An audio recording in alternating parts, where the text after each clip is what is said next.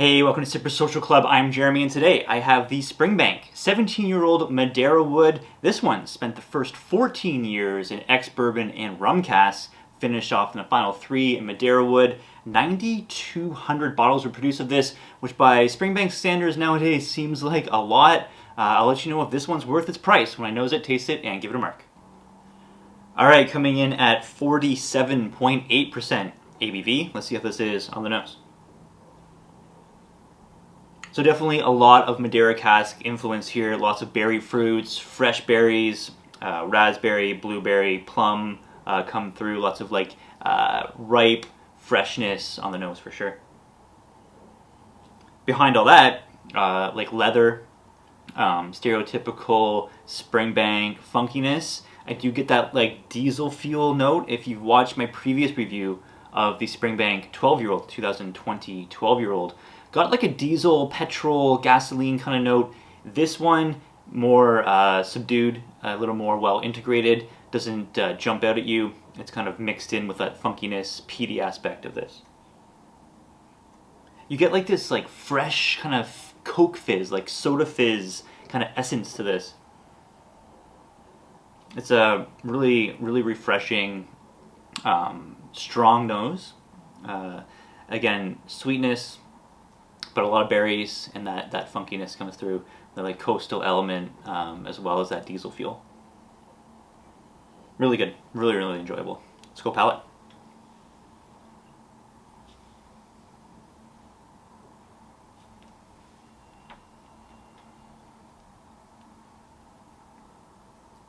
So all those coastal elements you get on the nose carry over to the palate as well.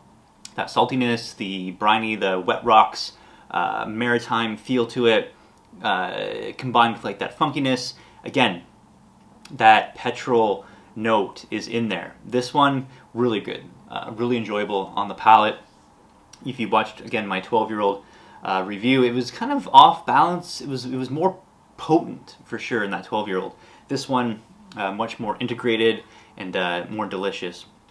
Lots of spiciness going on with this, some caramel, sweetness, maybe a little more of that ex-bourbon cask influence, rum cask influence coming in on the palate, versus the nose wasn't picking up too much of that. The Madeira, 3-year Madeira finish definitely dominates this whiskey.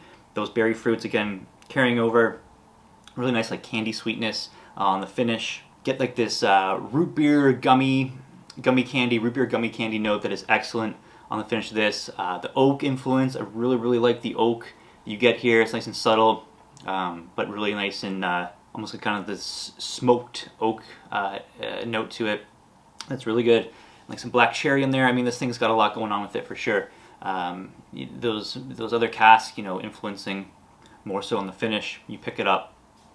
So the Madeira dominates the nose, and the other casks kind of come through on the palate and finish.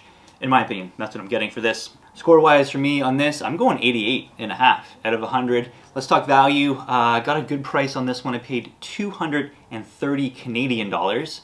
That's out of Alberta. If you compare that to like something in Ontario, they sell the 18-year-old regular release here for 285, I think, something like that. Just super, super expensive. So I think for the 230 Canadian, I'm leaving value at 0, which means I think the price is justified. I would buy this again at 230 Canadian. I have seen it go on the secondary market for double that, 450 or so on the secondary, them selling.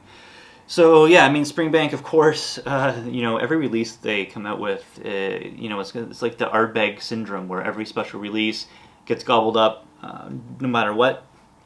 In my opinion, if you watch the channel, you know that my opinion on those Ardbeg special releases have gone declined in recent years for sure.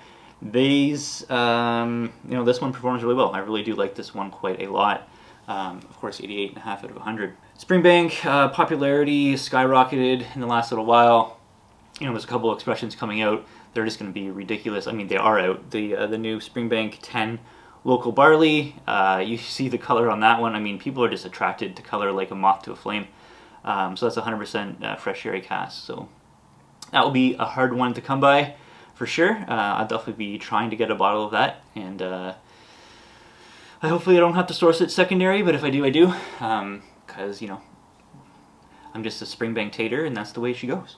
Let me know what you think. Springbank 17 Madeira did some serious damage on this. This was well shared with some Patreon supporters.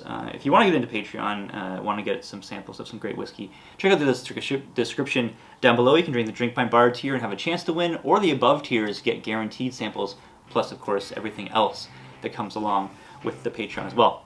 You want to see the podcast early, the $1 tier gets you that. So you can check out our podcast, The Whiskey Ranch, with me and Rob.